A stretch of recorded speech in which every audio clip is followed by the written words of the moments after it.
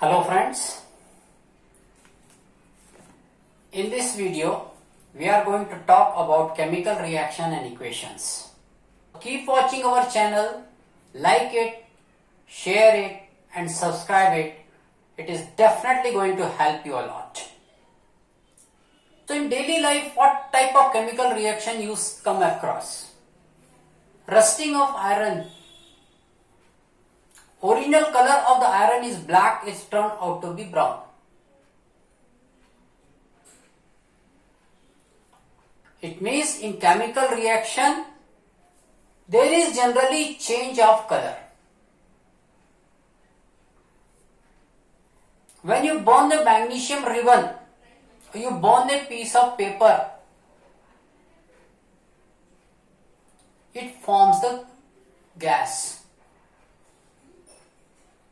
There is change in physical state of product.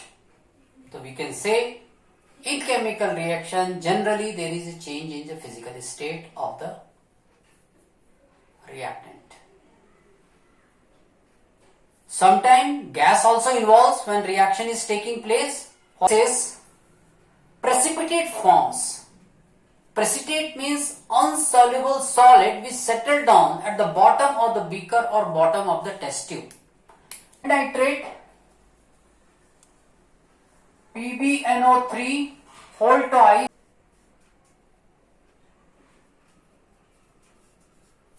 which will be precipitated yellow color.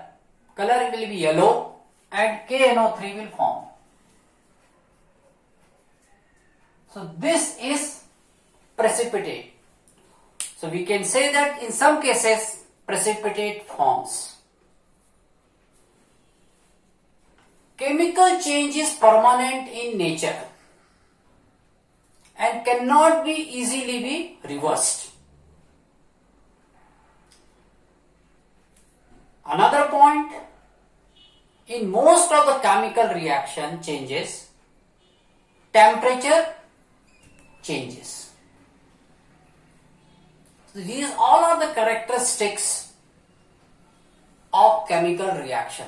Color will change, gas may evolve, precipitate may form, physical state may change in temperature you will observe. When we say change in temperature, there will be two types of reactions, exothermic reaction and endothermic reaction. The chemical reaction accompanied by the release of energy are called exothermic reaction. Another reaction is called endothermic reaction. What happens in this?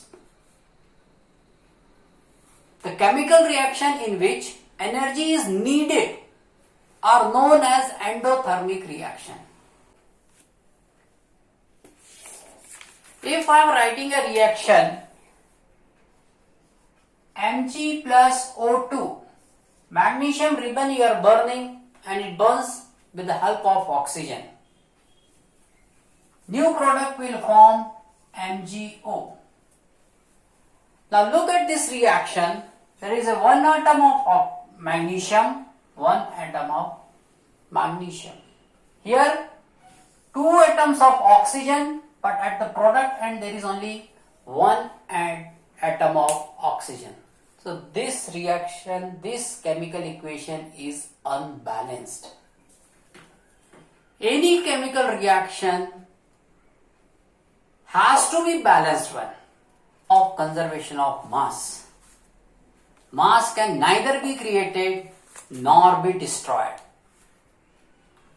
So what is supposed to be? Whatever number of atoms at the reactant end. So at left hand side this is the reactant end, this is the product end. Number of atoms at reactant end has to be number of same atom at other side. So this is 2. So I have to write it Mg plus O2 means 2MgO Means 2 oxygen has become, now magnesium has become 2, so I am writing it here 2.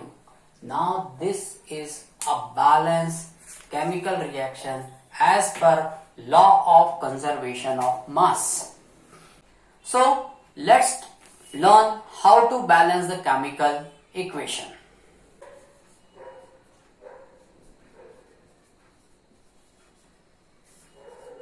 Zinc is reacting with H2SO4, it will form ZnSO4 plus hydrogen gas is released. So balance, how to learn to do that? We'll follow these steps. We'll see that elements which are participating in the equation. Then we'll write number of atoms at my left hand side and number of atoms at right hand side.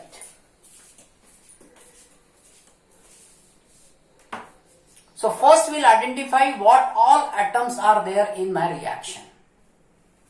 So the number of atoms at my left hand side, this is 1, hydrogen is 2, sulfur is 1, oxygen is 4. Right hand side, zinc is 1, sulfur is 1, oxygen is 4, hydrogen is 2, It means this reaction is a balanced reaction. It is following the law of conservation of mass. Now, copper, hydrogen, nitrogen and oxygen. Number of atoms, 1 at left hand side, hydrogen is 1, nitrogen is 1, oxygen is 3. This side, copper is 1, hydrogen is 2, nitrogen is 2, 2 and this is 3, oxygen is 6, 6 and 2, 8 and this is 9. Balance, this equation is not balanced and we have to balance this.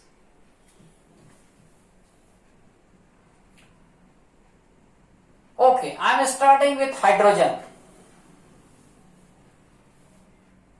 Here hydrogen is 1, here total hydrogen is 2.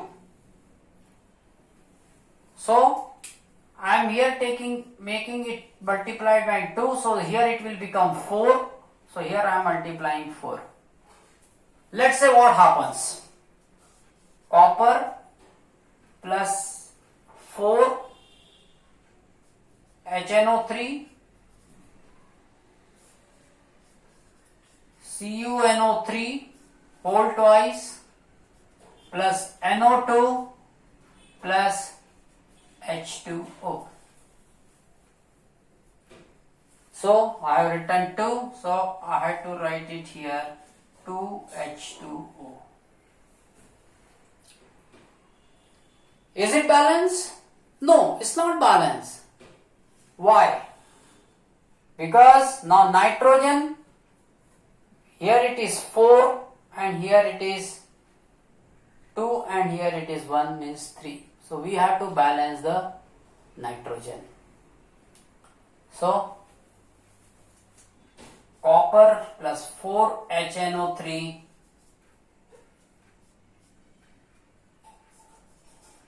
CuNO3 whole twice. Now I am writing it here. Same time we have to take care that my oxygen is also not balanced. So I am writing here 2NO2 plus 2H2O. Let's check. Nitrogen has become 4. Here it is become 2 and 2, 4. Nitrogen is got balanced. What is the status of oxygen? Oxygen is 4 into 3, 12. Here it is 6. 6 plus 4, 10. 10 plus 2, 12. Now this is complete balance equation. So remember this, it is not necessary that your equation is going to balance in first step. If you are balancing some atom, most likely another atom will get unbalanced. So don't panic, correct it, balance it into the next step. Second, you have to take the minimum number of atom for balancing. See, multiple of 2 or multiple of 3 if you take, ultimately it will going to balance. But that is not the answer. We have to use the minimum number of atoms while balancing. And most important, when you are balancing, number will be written in front of the compound or element or molecule, not at the bottom. Because so when we write a chemical equation, we try to give the maximum possible information so one can get whole idea. I mean to say, the physical state of reactant, physical state of product, whether heat is generated, whether precipitate is being formed, where solution is aqueous or non-aqueous, it is solid, liquid, gas, that kind of information. So we write this with the help of some symbols. When if you are taking equation, reaction and product in the solid state, that time we write S for solid. For example, if you are reacting with sodium with water, sodium you are taking piece, solid piece, so we write here S. This is shows the physical state of sodium. Water in the liquid state, so we are writing L. Now NaOH will form, it will be solution in the water, so this is the aqueous. So here we are writing aqueous AQ and here hydrogen. Now hydrogen in the gaseous form, for that either you can write gas or you can make a arrow upwards. For solid we write S, for liquid we write L, for aqueous solution we write AQ, and for gas either arrow upwards or we write G. If there is a precipitate is being formed which settles down at the bottom of the test tube or beaker, that time we make arrow downwards. So our equation is calcium, it forms calcium carbonate CaCO3, and this is solid and precipitates plus H2O liquid. So this is down arrow showing that during chemical reaction precipitate has been formed. If your reaction is exothermic, means heat is generated, that time we write plus sign and kilojoule. If reaction is endothermic, it is written minus sign and kilojoule. So whatever calorie is being generated or released, that value can be mentioned. Some of the reaction they require either use of catalyst, they takes place under certain temperature or pressure that we made on top of the arrow. So let's say nitrogen gas is reacting, the conditions in which this reaction takes place. So this happens at the 500 degrees Celsius,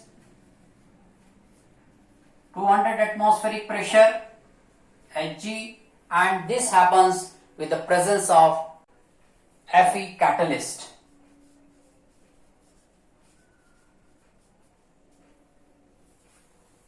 And this completes the reaction and 2NH3 ammonia is being formed, which is in the gaseous form.